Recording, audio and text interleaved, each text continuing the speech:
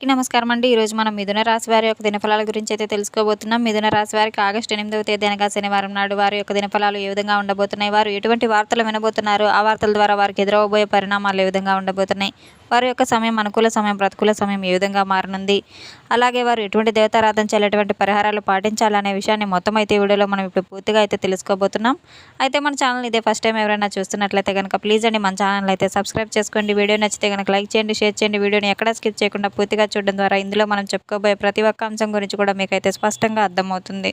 శ్రీ దుర్గాదేవి జ్యోతిష్యాలయం గురూజీ భవానీరాజు గారు. ప్రేమించిన వారు దూరం అవడం, భార్యాభర్తల మధ్య గొడవలు, విడాకుల సమస్యలు, కోర్టు సమస్యలు, స్త్రీ మరియు పురుష వశీకరణ, ధనం నిలకడలేకపోవడం, బిజినెస్ సమస్యలు, వివాహం ముడిపడకపోవడం, చెడు ప్రయోగాల నివారణ మొదలగు ఎటువంటి సమస్యలున్నా మన గురువు గారిని అయితే ఒక్కసారి సంప్రదించి చూడండి.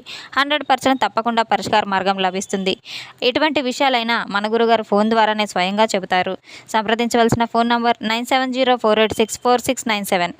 ఇక వివరాల్లోకి వెళ్తే కనుక ఈ యొక్క రాశిగల వారి యొక్క గుణగణాలను ముందుగా మనం పరిశీలించేటట్టయితే కనుక వీరు చాలా గొప్ప స్వభావం కలిగిన వ్యక్తులను అయితే చెప్పుకోవచ్చు. చిన్నప్పటి నుంచి కూడా ఎంతో కష్టతత్వం, శ్రమ గుణం అయితే కలిగిన వ్యక్తులు.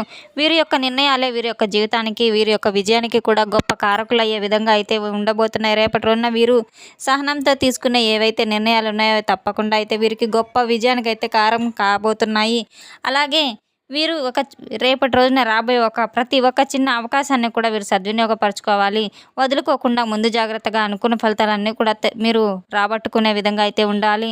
రేపటి రోజున మీరు ఎట్టి పరిస్థితిలో కూడా మీకు రాబోయే ఫోన్ కాల్ ఏదైతే ఉందో దాన్ని తప్పకుండా అయితే మీరు రిసీవ్ చేసుకొని దాని ద్వారా వచ్చే వార్త ఏదైతే ఉందో అదే మీ యొక్క సానుకూల భావనను కూడా పెంచబోతుంది. మీకు కలిసి వచ్చేటువంటి సంఖ్యను కూడా రేపటి రోజున 5 అని చెప్పుకోవచ్చు.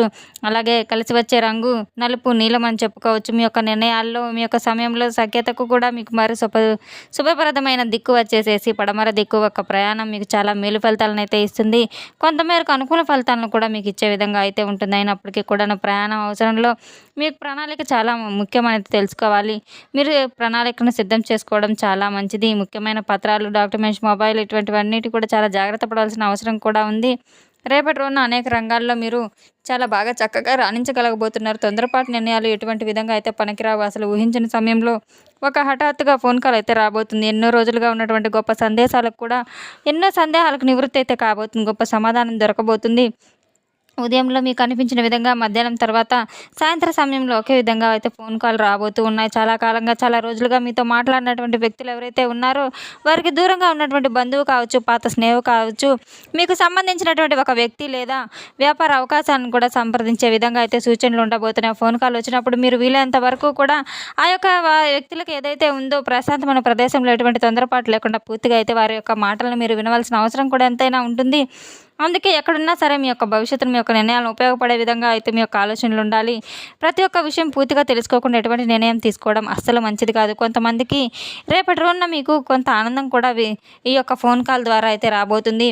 నిలిచిపోయినటువంటి పనులన్నీ కూడా మీకు ఎదురు చూస్తున్న వారికి, ఉద్యోగం కోసం ఎదురు చూస్తున్న వారికి, ఇంటర్వ్యూలు ఏదైతే ఉన్నాయో, వ్యాపారస్తులకు కొత్త ఒప్పందాలు ఏవైతే ఉన్నాయో మీకు మంచి చర్చ జరిగే రోజైతే చెప్పుకోవచ్చు. రేపటి రోజున ఒక ముఖ్యమైన నూతన సూచన అయితే మీకు రాబోతుంది.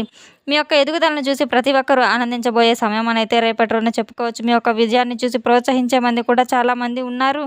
అలాగే రేపటి రోజున మాత్రం ఈ యొక్క రాశిగాల వారు ఎవరితో ఎలా మాట్లాడుతున్నారు, ఎవరిని ఎంతవరకు నమ్ముతున్నారు, ఎవరిని ఏ విధంగా అయితే వ్యవహరించడం చాలా మంచిదనేది వ్యక్తిగత విషయాలు కావచ్చు, ఆర్థిక పరంగా కావచ్చు, భవిష్యత్తు యొక్క ప్రణాళికల గురించి కావచ్చు, మీ యొక్క కుటుంబ సభ్యులతో పంచుకోకండి. రేపటి రోజున మీ యొక్క మాటలను అపార్థం చేసుకుని లేదా వాటిని వ్యతిరేకంగా మాట్లాడే కొందరిలో అయితే ఉండబోతుంది.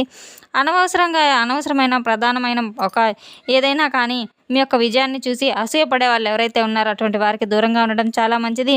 అటువంటి వారి యొక్క మాటలను మీరు అసలు వినవద్దు. వారి యొక్క మాటలు విని అసలు బాధపడాల్సిన అవసరం అయితే లేదు. పెద్దల యొక్క సలహా తీసుకోవడం చాలా మంచిది. ప్రతి ఒక్క విషయంలో కూడా చాలా అప్రమత్తత అవసరం. ఎవరిని ఏ విధంగా అయితే నమ్మాలనేది చాలా జాగ్రత్త పడాల్సిన అవసరం కూడా ఉంది. ప్రతి ఒక్కరితో మీ యొక్క సొంత విషయాలు పాలుపంచుకోవడం, వారి యొక్క నిర్ణయాలు మీరు అడగడం మంచిదైతే కాదు. సాంకేతిక రంగం, సేవా రంగం, వ్యవసాయ రంగానికి చెందిన వారికి చాలా అనుకూలమైన పరిస్థితులు ఏర్పడే అవకాశం కూడా ఉంది. ఆర్థిక విషయాల్లో కనిపిస్తున్న సూచనలు ఏవైతే ఉన్నాయో రావాల్సిన డబ్బు చేతికి రావడం, అలాగే సరికొత్త మార్గాలు, అవకాశాలు కూడా కనిపించడం అయితే ఉండబోతున్నాయి. కుటుంబ సభ్యులతో మంచి సఖ్యత అయితే కుదరబోతుంది. ప్రతికూలమైన రంగాలు రేపటి రోజున భాగస్వామ్య వ్యాపారాల్లో చాలా జాగ్రత్తగా అయితే పెట్టుబడులు పెట్టవలసిన అవసరం కూడా ఉంది. భాగస్వామ్య వ్యాపారంలో ఒప్పందాలు చాలా జాగ్రత్తగా చేసుకోవాల్సిన అవసరం కూడా ఉంది. రేపటి రోజున మీకు తప్పకుండా అయితే కొంత కోపం ద్వారా మీకు కొన్ని బంధాలు కూడా దూరం అయ్యే విధంగా అయితే ఉండబోతున్నాయి. కోపాన్ని మీరు అదుపులో ఉంచుకోవడం చాలా మంచిది. ఎటువంటి ఆటంకాలు ఎదురైనా కూడా మీరు చక్కగా ముందుగా ఎటువంటి ప్రణాళికలు వేసుకొని నిర్ణయాలను తీసుకోవాలనేది చక్కగా అయితే తెలుసుకొని తీరాలి.